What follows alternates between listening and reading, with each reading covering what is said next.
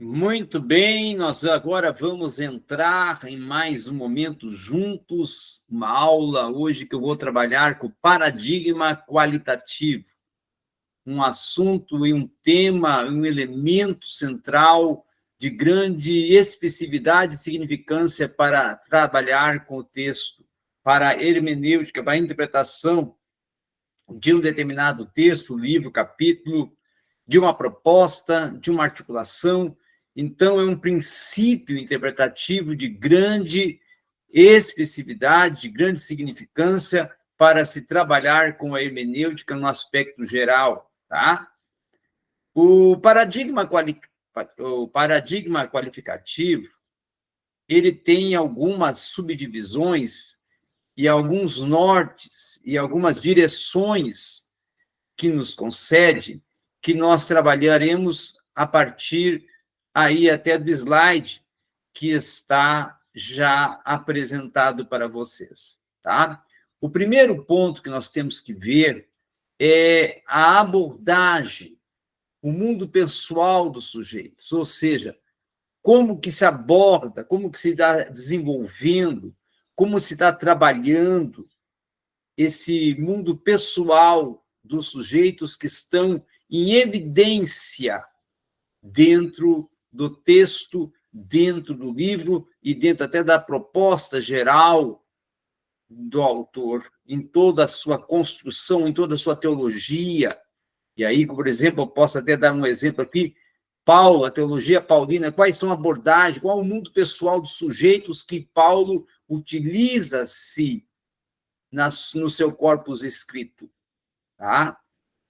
Depois nós vamos ter também, dentro do paradigma qualitativo, seguindo uma ordem, o estudo da realidade em sua totalidade, tá? O estudo da realidade em sua totalidade. Como que eu posso estudar a realidade que está sendo tratada, discutida, trabalhada em toda a sua realidade, em toda a sua expressividade, toda a sua dimensão, não só histórica, mas também política, religiosa, social, teológica, cultural, filosófica, si, aonde se enquadra nesse aspecto literário.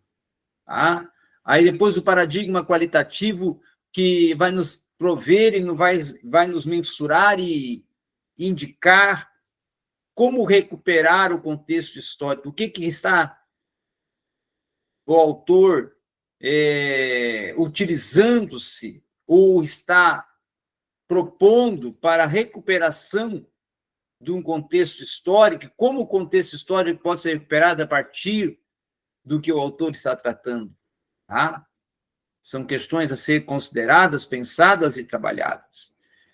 Outro fator, o indagador é um comunicador em situações e nas suas descrições. Então, claro que as indagações, os questionamentos, as provocações do autor como comunicador precisam ser mensuradas, avaliadas, analisadas, pensadas, consideradas, porque elas vão descrever e vão trazer situações com várias expressividades e de grande ressalte, valia, importância e significância na construção geral do que está sendo proposto. Tá? E aí depois nós vamos ter questões relacionadas à compreensividade, não é? As questões que são voltadas, o que é compreensão, qual é a parte do autor, ou texto, autor, ou construção textual, que nos traz uma compreensão geral, que é compreensiva, que nos elucida, que nos facilita a compreensão e a absorção, a interpretação, o que é interpretativo, o que não é, o que é elucidado, o que não é, o que está visível, o que não está, o que é fenomenológico, que tem sentido mais filosófico, mais psicológico, mais neurológico, não é? Mais psicossomático, e qual é a hermenêutica, o método a ser utilizado, não é? Aí também depende do paradigma qualificativo, nós vamos ter o idealismo e a visão filosófica que está sendo desenvolvida na articulação geral da epistemologia, do pensamento do autor. Tá? Depois, as raízes antropológicas e sociológicas que vêm a partir do que o autor está propondo e pensando.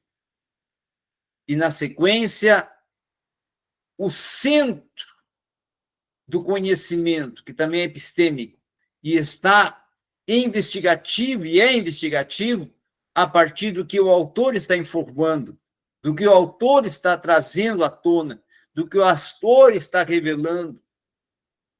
E, na sequência, a teoria que emerge a partir da informação que o autor está procedendo.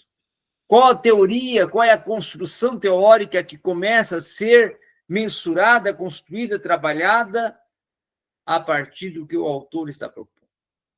Então, nós vimos e podemos ver que, trabalhando com o paradigma qualitativo, você monta, constrói um esqueleto e uma série de esferas que me possibilitam extrair do texto e das realidades que estão pertinentes ao texto muitos elementos que vão facilitar a minha ilustração, compreensão, mensuração textual para poder trabalhar com o texto, pesquisar o texto, analisar o texto, avaliar o texto e construir uma hermenêutica mais produtiva, eficiente, que me traga um resultado mais pertinente.